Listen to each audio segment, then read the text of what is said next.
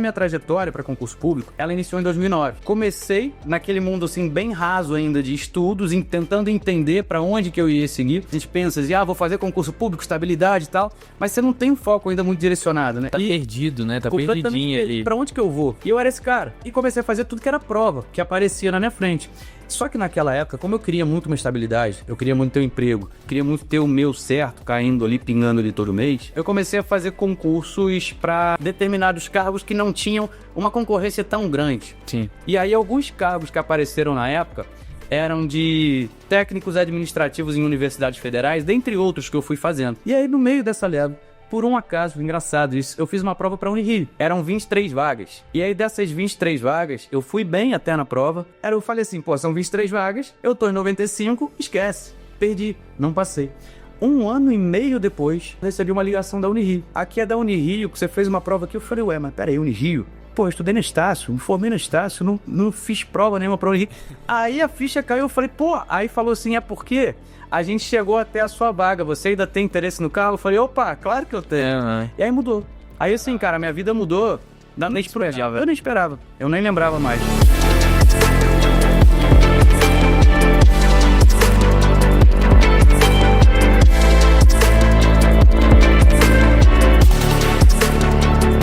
Bem-vindos a mais um podcast da Tutory. Eu sou o Tauan, gestor comercial da Tutory.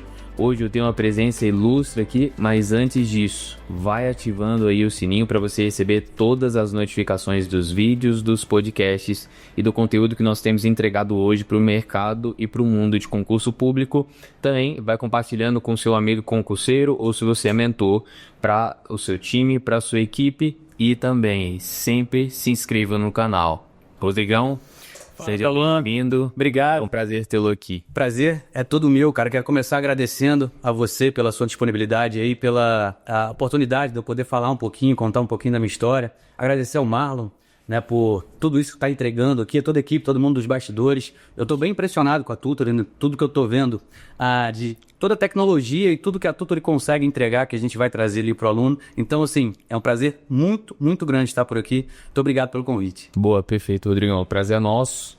Cara, para iniciar, eu queria te perguntar um pouco o básico, te perguntar sobre a sua história, mano. Lá antes, hoje policial, mas antes como concurseiro, como que iniciou isso? O que te motivou a entrar nesse mundo de concurso público? O que destravou para você querer o serviço público? Lá Show de bola. Cara, vamos lá. Então, eu fui fazer faculdade, eu sou de Teresópolis, no interior do Rio de Janeiro, e aí eu fui fazer faculdade. A primeira faculdade que eu fiz foi de publicidade, fui morar no Rio durante esse período ali, e aí eu me formei em publicidade e eu comecei a bater cabeça no mercado privado. Né? E eu comecei a procurar emprego e o mercado privado você tem uma luta muito grande. Eu tinha dificuldade de encontrar emprego na área.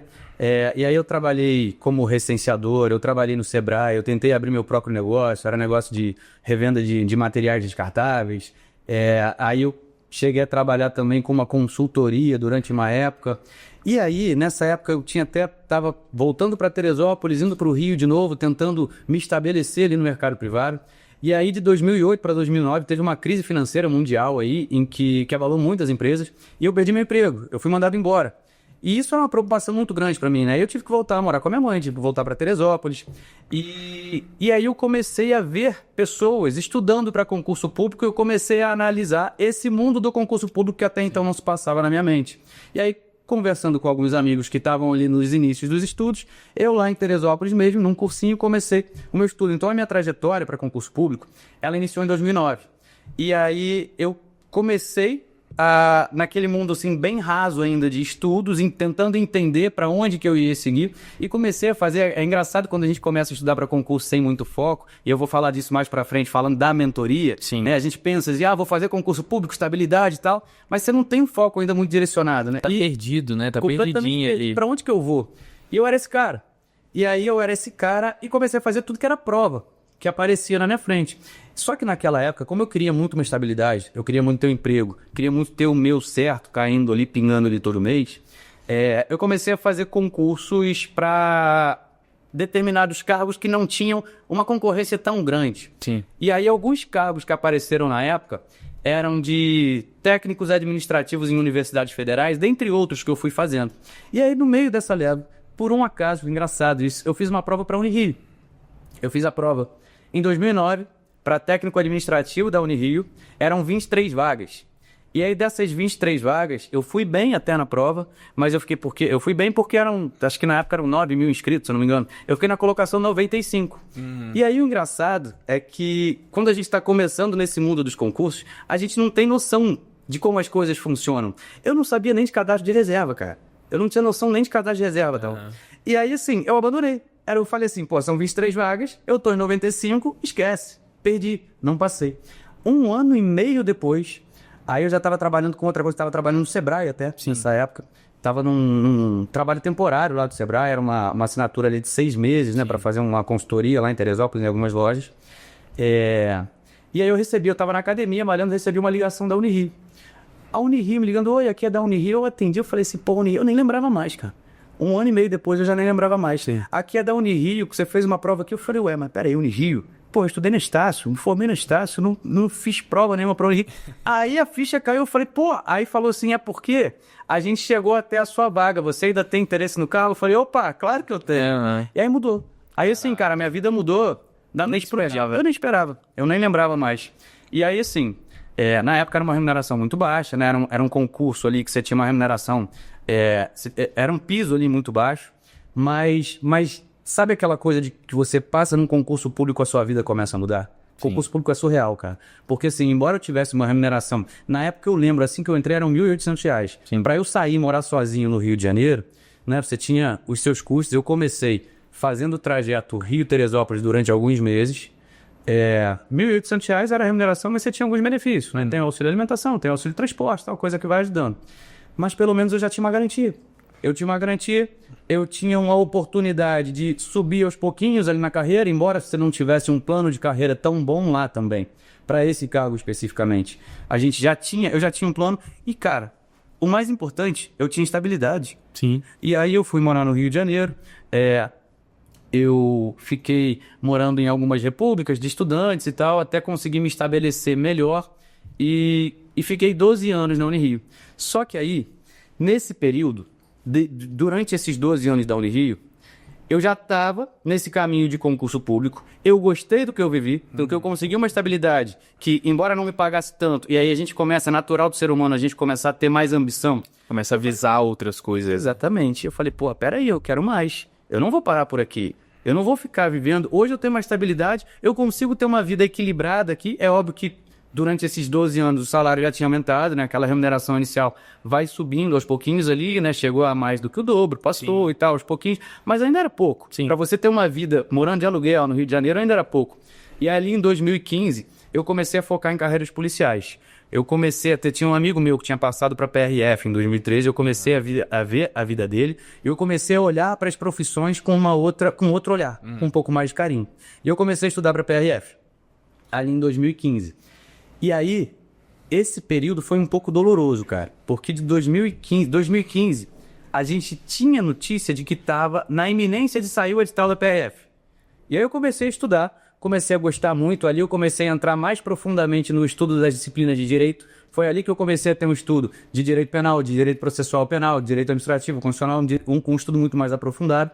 E eu fiquei todo ano ali, o edital vai sair, o edital vai sair, o edital vai sair. Sabe quando o edital foi sair? 2018. Eu fiquei 3 anos me preparando para essa prova. 3 anos assim, vai sair o edital, não sai, vai sair o edital, não sai. E ali foi uma parte assim um pouco dolorida dessa minha história, porque específica que foi finalzinho de 2018 com a prova de 2019, se eu não me engano, posso estar enganado. De repente o edital saiu ali no início de 2019, a prova foi em 2019. Mas esse concurso da PRF especificamente foi regionalizado.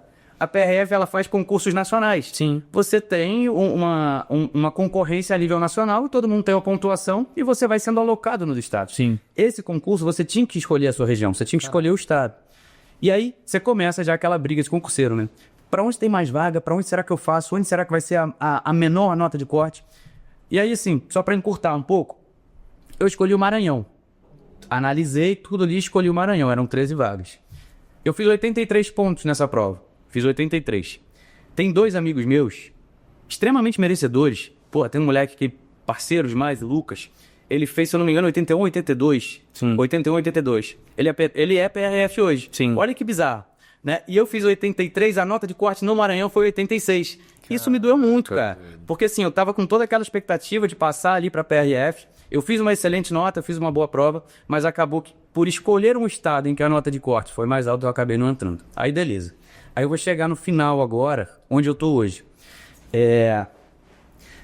E aí, eu vivi um luto, digamos assim, né? Aquela porrada ali que eu tomei, porque eu tinha uma expectativa. Eu saí com a sensação de que eu fiz uma prova muito boa, de que eu tava bem preparado, tava naquela expectativa. Aí você toma uma porrada muito forte, né? Quando você tem uma reprovação de algo que você tá esperando tanto. Tem mais de 3 anos, né? Mais de 3 anos preparando, cara. Pra uma prova especificamente. Eu fiz outras, né? No decorrer do tempo, claro, mas a minha preparação era essa. Eu queria isso. E aí, mas é engraçado, Deus sabe o que faz, né? Hoje eu tô muito feliz onde eu tô. Aí, entra um determinado caminho, isso vai puxar pra mentoria lá na frente também.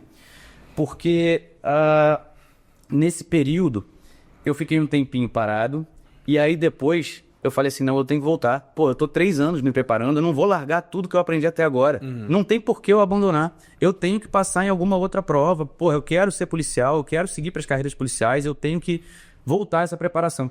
Aí ali em 2020, mais ou menos, 2019, porque eu vivi alguns meses ali de luto, lá no finalzinho de 2019, eu comecei a voltar a minha preparação para algumas provas. E aí saiu o edital do DPEM, Polícia Penal Federal. Hoje é cargo da Polícia Penal Federal, né? E aí, cara, ali teve uma mudança minha na preparação que eu acho que hoje faz muita diferença, que eu até entrego na minha mentoria, que eu falo para os alunos. Sim.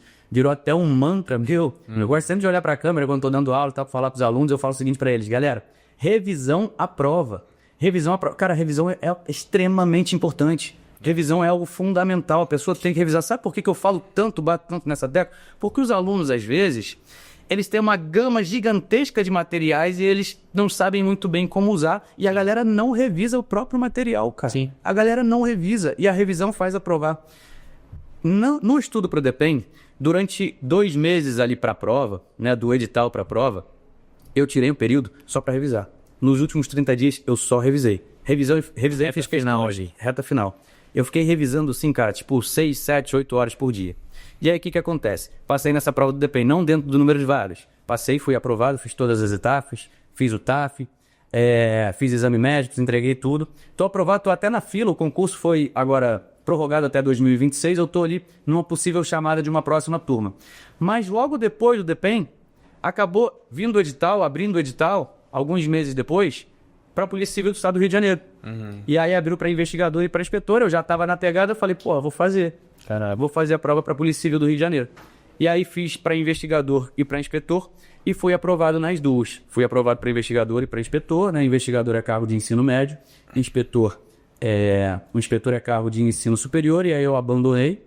Nem fui fazer o TAF de investigador, porque já tinha feito o TAF de inspetor, já estava mais encaminhado, e hoje eu sou inspetor da Polícia Civil do Estado do Rio de Janeiro, muito feliz. Como é que as coisas vão, né? A gente mira num lugar e vai no Rio, né? E no Rio, cara. Mas é engraçado. Que os alunos hoje me perguntam, vai fazer PRF ou PF de novo hoje, professor? Pô, tô de boa. Hoje tem PRF e eu não saio mais não, tô adorando a Polícia Civil. É isso, perfeito. Cara, queria te perguntar sobre alguma ação que você viveu aí nesse tempo como policial. Tem alguma história marcante que você poderia contar pra gente? Cara, tem muito. No Rio de Janeiro, mas tem, né? Rio de Janeiro tem sobra.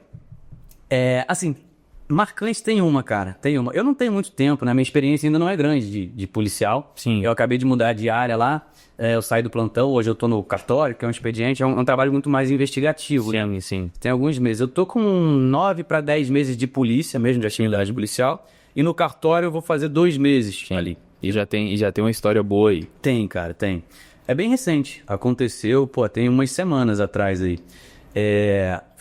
Porque a gente tem uma divisão de procedimentos lá que acabam caindo para determinada pessoa investigar. E caiu um caso para mim de um desaparecimento. Foi um caso, esse caso me marcou muito, me marcou bastante. Foi um desaparecimento em que, vou tentar resumir a história, mas contar alguns pontos relevantes ali, né? Uma pessoa estava ali no Rio de Janeiro, hospedada, e ela tinha que fazer um check-out lá no seu Airbnb e tal. Em determinado momento não apareceu fazer o check-out. E aí a dona do check-out entrou em contato com a família e tal. E deram entrada na delegacia do trabalho com o desaparecimento dele, que ele não voltava. E aí caiu para mim, para investigar esse desaparecimento. Sim. E aí a gente começou a realizar, eu com todas as equipes lá da delegacia, diversas diligências que já são padrões, né? A gente procura em hospitais, procura em ML, e vai fazendo determinadas diversas diligências e nada do cara aparecer. E eu comecei a tomar aquele caso, assim, a levar muito pro coração, sabe? A tomar muito pra mim, porque eu tava em contato com a família ali, os filhos do cara, comigo na delegacia. Aí pegou o coração. Pega, cara. Não tem como não pegar. Tem casos que representam muito, significam muito pra você. Eu tava com uma expectativa gigantesca de entregar aquele pai pra aquela família ali. De entregar pros garotos, sabe? E aí eu passei, assim, claro, né? Eu tava como principal na investigação. Não é equipe, né? Eu da equipe toda. Claro, ajudando muito. E a gente passou ali alguns dias investigando. O final dessa história, infelizmente, é um pouco triste, né? Mas me marcou muito. A gente passou ali 2, 3 dias correndo atrás de muita coisa. A gente descobriu o lugar que ele estava. A gente descobriu com que ele saiu. A gente foi pegando através... E esse trabalho policial, cara, isso é muito prazeroso. Hoje eu falo assim com brilho nos olhos. Sim. Porque eu fiz concurso pra isso. E viver isso na pele é muito maneiro. Que massa. Você conseguir... Coisa de filme, né? É coisa de filme. É coisa de filme. Você vai vivendo através das ferramentas de investigação, né, que a gente tem, né, que propiciam pra gente na atividade policial. Você vai conseguindo juntar e é tudo um quebra-cabeça, cara. Sim. Você vai montando as peças e analisando caso a caso. Você vai pra rua, você pede imagem, você leva ofício pra pedir determinadas pistas. Você vê de onde saiu, onde estava lanche, fez contato com Vai no lugar. Vai no lugar, vê onde passou o cartão, vê transação, vê horário. Você vai juntando tudo, as coisas vão se encaixando, isso é maneiro demais. E aí, infelizmente, 3 dias depois, a gente descobriu a morte dele. O corpo foi encontrado. O corpo tinha sido, digamos assim, uma palavra meio feia, mas desovado em determinado local. Ele foi vítima de um golpe. As investigações ainda estão acontecendo, mas tudo indica que ele foi vítima de um golpe conhecido como Boa Noite Cinderela, em que docam a pessoa para levar as coisas dele ali. E aí foi muito pesado, cara, porque eu tive que levar os filhos no IML para fazer o reconhecimento do corpo. E aí é aquela carga pesada, né? Super triste. Mas foi um fato que me marcou bastante na atividade policial em si. Eu acho que foi o meu primeiro caso de repercussão. Infelizmente, como eu falei, a história é triste. Né? O final é muito triste, porque a gente vai investigando e a gente estava chegando... Na verdade, a gente até chegou. A gente chegou à autoria, inclusive um dos autores hoje está preso. Né? Ainda tem coisas a acontecer. Sim. Pelo menos a resposta foi dada de forma muito rápida. A gente conseguiu não deixar um crime com impunidade. A gente viu algo acontecer, a gente conseguiu chegar. Infelizmente não foi o desfecho que a gente queria, porque, a gente queria encontrar ele vivo e entregar saudável ali pra sair. Mas, infelizmente, né, a gente vive essas coisas, a gente tem pessoas ruins aí aplicando esses determinados golpes. Dessa vez não deu certo, mas a gente fez o nosso trabalho e a gente conseguiu identificar os autores. Então, assim, foi um caso de vida policial. Uma pancada, né? Que foi uma pancada, foi pesado, mas de experiência policial... Eu acho que foi muito válido em relação ao todo o trabalho que foi feito. Isso reforça a importância, né, do seu papel, né, da sua função e do seu trabalho hoje e por meio do concurso público. Até você falou. Exatamente. Às vezes por 3 anos, 5 anos, 6 anos, você tá galgando ali, tentando encontrar aprovação, mas quando tu encontra, você vê o peso, principalmente em carreira policial, né, de você gerar realmente segurança na vida de uma pessoa e de transformar. Exatamente. Infelizmente, uma história com final negativo, mas certamente nos próximos que tem um final positivo. E aí, Rodrigão, te perguntar, se você pudesse, pegando essa história, pegando um gancho nela, cara, pensando em alunos concurseiros aí para carreiras policiais, pensando nesse final negativo, o que você falaria para esse cara hoje? É todo mundo que pode se tornar um policial? É para qualquer um? Qual a tua visão sobre isso? O que você falaria para um cara que talvez está perdido, está olhando ali a carreira policial e também para um cara que já está estudando, tô totalmente focado para a carreira policial e eu quero ser um investigador, quero ser um inspetor, quero ser um delegado, quero ser policial militar, policial civil? Show de bola. Cara, é interessante você falar sobre isso, porque eu vou falar a minha visão, eu vou falar um pouco da visão que eu tenho de instituição da Polícia Civil também. Porque a minha visão é a seguinte, o cara que quer ser policial, ele não pode pensar simplesmente na remuneração, no salário dele, e na estabilidade. É óbvio que isso hoje é um grande atrativo para quem estuda para as carreiras policiais. Carreiras policiais, normalmente você tem concursos que abrem muitas vagas e você tem esse poder da estabilidade e de uma remuneração. A depender do carro, a depender de qual, uma boa remuneração. Agora, o cara não pode pensar só nisso. O aluno, meu irmão, você quer ser policial? Você tem que querer ser policial. Agora, Uma coisa que muito se fala e que eu até concordo também é que na polícia, eu ouço muito essa frase, na polícia tem lugar para todo mundo. E eu concordo, na polícia tem lugar para todo mundo, para diferentes perfis. O que a pessoa não pode querer fazer é achar que na polícia tem lugar para todo mundo, mas é que ele vai deixar de ser policial passando o cargo. Tem lugar para todo mundo. Se você quer trabalhar só no papel, como a galera brinca, né? Sim, vai trabalhar sim. só no administrativo ali. Tem lugar para você? Tem. Você gosta de TI, sei lá, você quer trabalhar, Tem. às vezes, com redes sociais da polícia, você quer trabalhar...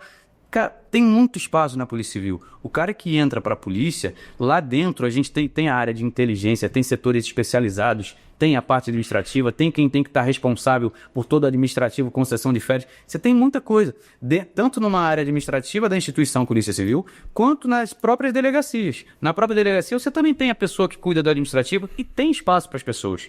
Tem espaço para muita gente. Então, assim... Não precisa necessariamente ser só aquele cara com sangue nos olhos que quer ir pra operação todo dia, que quer botar colete, fuzil na mão e tá na linha de frente. Agora, é óbvio que a pessoa que faz o concurso para carreiras policiais, ele tem que entender que ele vai ter uma arma de fogo na mão, ele vai ter um porte. Isso é sério. Isso é seríssimo, isso é seríssimo. Ele vai passar, a vida dele vai mudar. A primeira coisa de tudo, irmão, você entrou pra polícia, a sua vida muda de diversas formas, de diversas maneiras. Você não vai mais ser aquela pessoa que você estava acostumada a ser antes de entrar pra polícia. Na Cadepol, durante o curso de formação, a tua visão já começa a mudar, a tua visão de mundo já começa a mudar. E você começa a lidar com determinados fatos, você vê crime todo dia, você vê bandido todo dia, e a sua percepção de mundo, a sua visão de mundo começa a se alterar de determinada forma que você não vive mais da mesma forma. E outra coisa, e aí falando especificamente de Rio de Janeiro. Eu ia te perguntar sobre isso. Cara, Especificamente de Rio. E depois, você como policial agora no Rio de Janeiro, quanto que muda a sua postura isso, né? Quando você tá andando pelas ruas ali, como que mudou sua mente nesse sentido? Cara, então, especificamente sobre mim, eu tenho meu Instagram aberto, eu uso as minhas redes sociais, as pessoas sabem, né? Os meus alunos sabem que eu sou policial, eu sei que muita gente tem essa preocupação, é uma preocupação muito, muito honesta, né? De não se identificar como policial. Eu escolhi isso, né? Eu tenho que pagar o preço que eu escolhi isso, eu não vejo problema.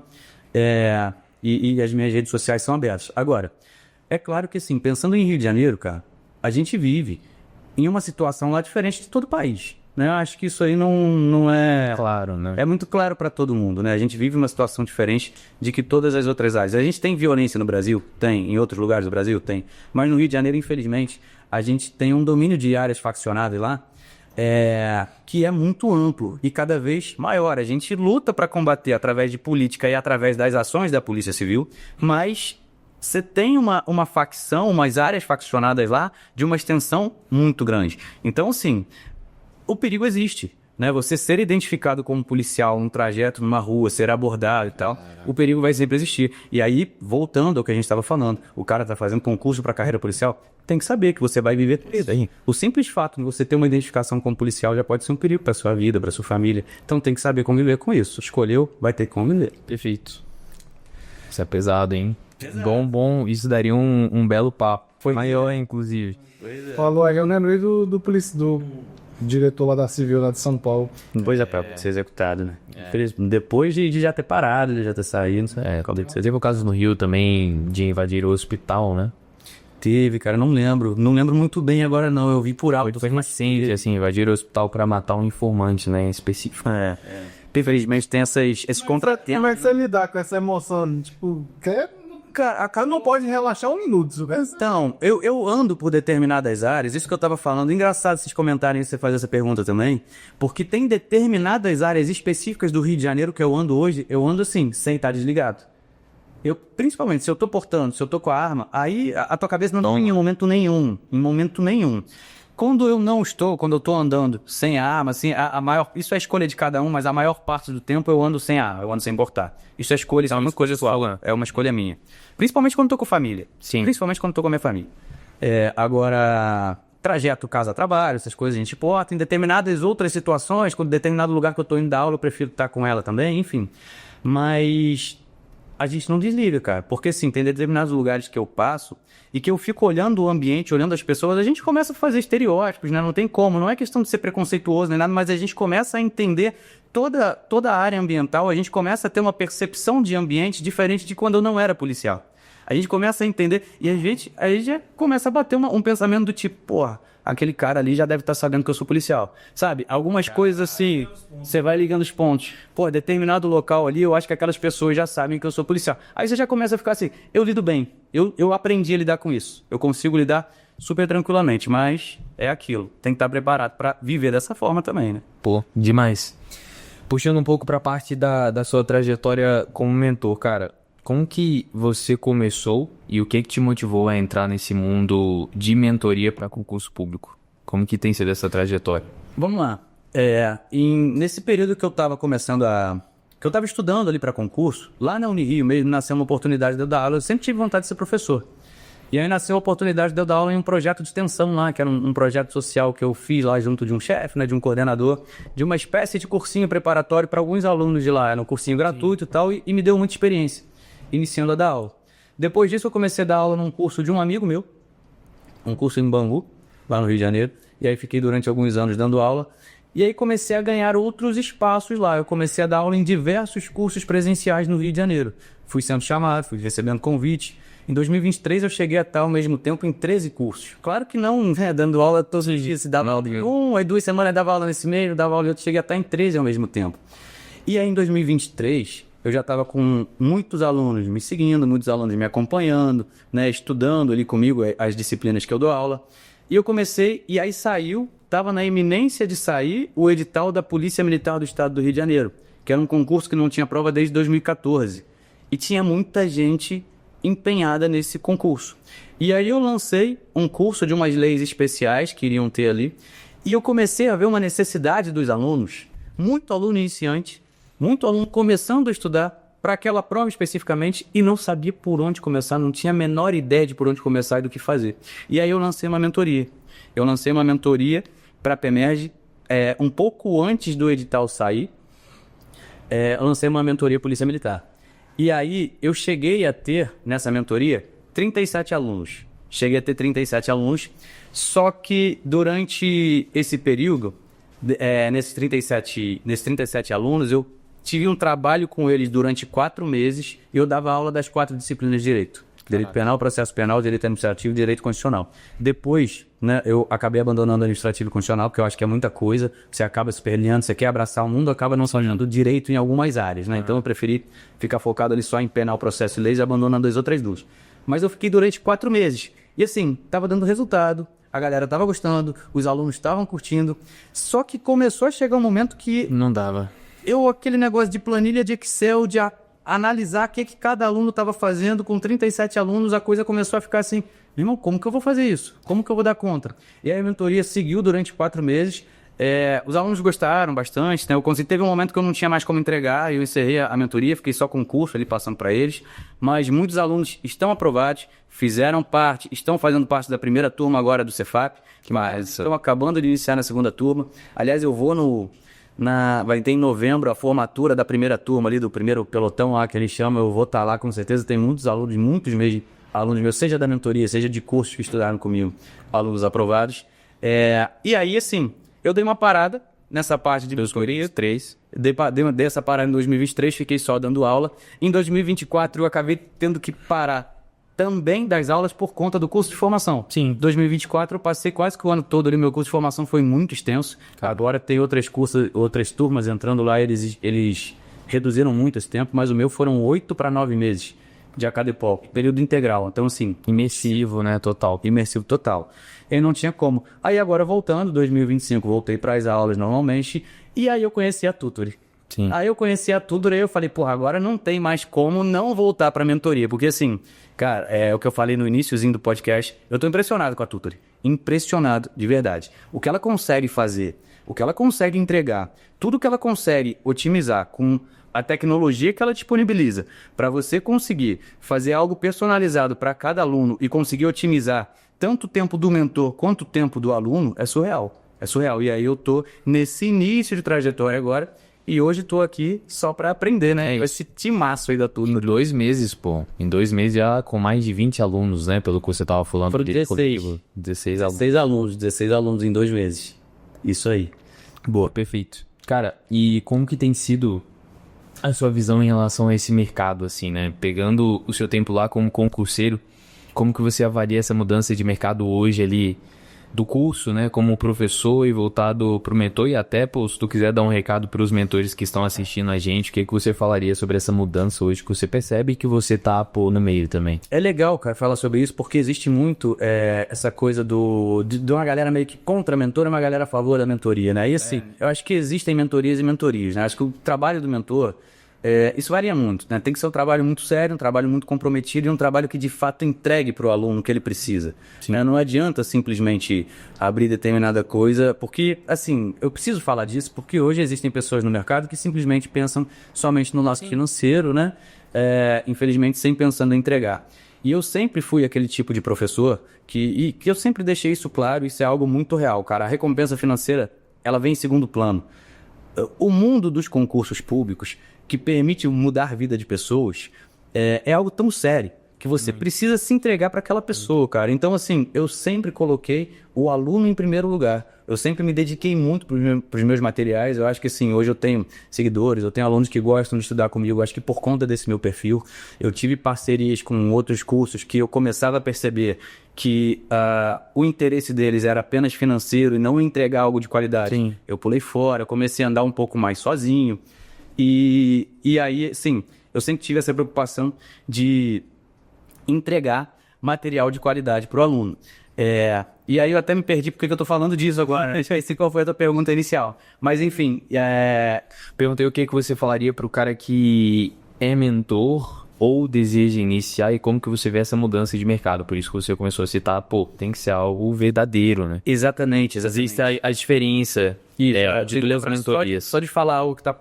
Para quem está querendo começar na mentoria, né? Mas agora que você me lembrou, eu lembrei porque que eu estava falando disso. Era por conta desse ser mentor e não ser mentor, né? Ter mentoria, fazer mentoria ou não fazer mentoria. Hoje existe um pouquinho dessa discussão. Ou ter uma mentoria ou não, né? Ter uma mentoria ou não para o aluno, exatamente. E assim, hoje eu percebo, cara, iniciando a mentoria, o que a gente consegue planejar, o que a gente consegue entregar, como eu queria ter tido isso quando eu comecei a estudar lá atrás.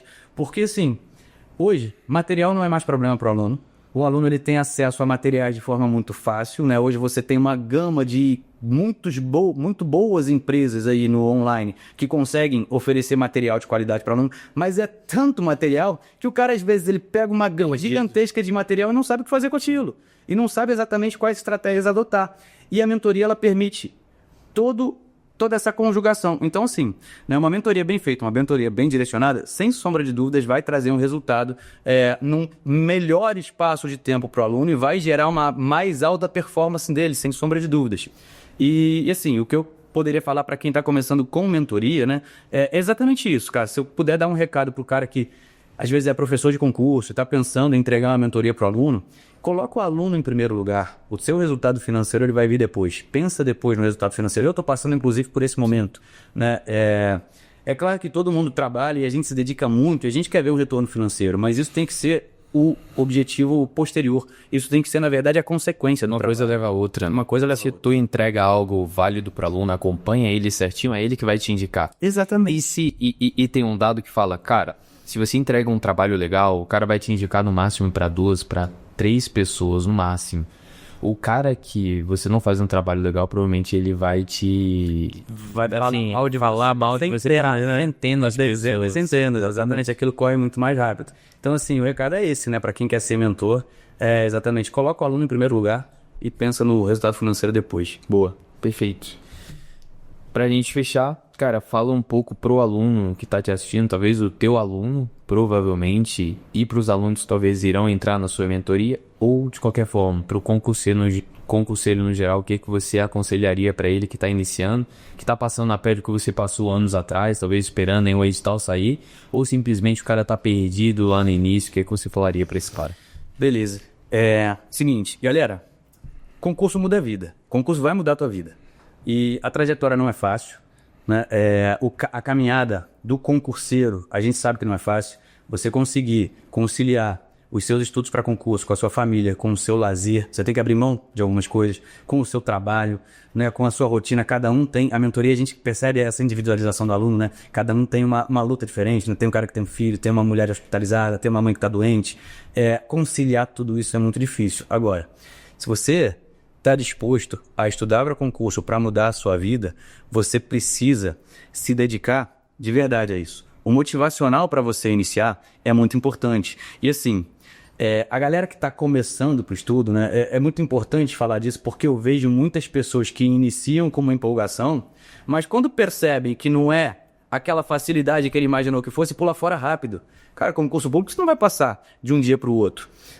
Você tem que ter toda uma organização, você tem que estar motivado, você tem de verdade que parar e estudar. Não adianta chegar e falar, eu vou começar a estudar para concurso público. Você vai ter que abrir mão de algumas outras áreas da sua vida durante um período de tempo para você colher lá na frente. E aí, em relação a materiais, em relação à entrega, em relação a curso, repito, hoje você tem uma gama muito grande de fazer, de lugares para você coletar isso tudo. E aí que entra a mentoria na parte organizacional, em que você... É um conselho que eu dou principalmente para quem está começando, né? A mentoria serve para quem já está na estrada há bastante tempo também. A gente consegue fazer essa diferença do aluno que está iniciando, do aluno intermediário, do aluno avançado. Mas principalmente para quem está começando, né? Você ter um pontapé inicial já entrando de forma completamente organizada e sabendo o que vai fazer, vai te ajudar bastante. E aí, o recado final é não desista. Vai até o final que a aprovação vai fazer, vai mudar a tua vida. E só para finalizar, tem uma metáfora que eu adoro usar, né, que eu sempre uso também em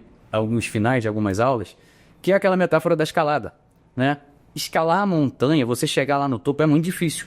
Você vai percorrer uns caminhos muito árduos, diversos percalços, diversos obstáculos, você vai encontrar pedras no seu caminho, você vai encontrar árvores que vão te arranhar, você vai batalhar demais para chegar lá no topo. Mas quando você está lá em cima, que você olha toda aquela visão lá embaixo, você vê que tudo que você passou lá atrás valeu a pena. É exatamente isso que o cargo público vai proporcionar.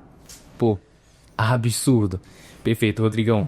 Cara, para você que é mentor e concurseiro, eu acredito que esse podcast foi um banho de realidade. Tanto para você como mentor, na trajetória do Rodrigão como mentor, e para você concurseiro, na trajetória dele como concurseiro também, esperando a edital sair, os percalços, e também se você está estudando para carreiras policiais, o que o cara viveu aqui na prática nesse recente caso, certamente vai te dar um banho de realidade. Se você quer viver talvez na linha de frente, tu vai pro administrativo. Então, muitas coisas em um mesmo podcast. E antes da gente terminar, Rodrigão, dá uma consideração final e fala pra galera te seguir aí também, seguir o teu Instagram. Galera, seguinte, a consideração final é essa: não desista dos seus sonhos, corre atrás da sua aprovação, porque, sem sombra de dúvidas, é algo que muda a vida, cara, você com certeza conhece alguém que mudou de vida com concurso público. Eu fui essa pessoa, como eu falei lá no iniciozinho do nosso podcast, né? Bati cabeça com diversas coisas. Eu fui vendedor de loja de roupa, né? Nem falei de tudo que eu tava lá, assim, eu batia muita cabeça no mercado privado, e eu mudei de vida com o concurso público, e a sua vida vai mudar também. Então, assim, foque nos seus sonhos, nos seus objetivos, que sem sombra de dúvidas vai valer a pena. E me segue lá no Instagram. Eu tenho meu Instagram, as minhas redes sociais, @prof.rodrigopinho. Eu tô sempre colocando lá diversas dicas de carreiras policiais, diversas dicas de concursos policiais, dicas de direito penal, comento questão lá o tempo todo. @prof.rodrigopinho. E o meu canal no YouTube, eu faço live toda semana voltado para diversos concursos públicos específicos. São lives de aulas de direito penal, processo penal e leis penais. Só você jogar lá, Professor Rodrigo Pinha, na barrinha de pesquisa lá do YouTube, que vai aparecer. Se inscreve lá e siga os meus conteúdos. Boa, perfeito. Vamos encerrando mais um podcast da Tutory por aqui. Ative o sininho, relembrando, se inscreva no canal e siga as redes sociais da Tutory também, @Tutory Oficial. Rodrigão, Show de bola, tamo lá, obrigado, irmão, prazer ter meu.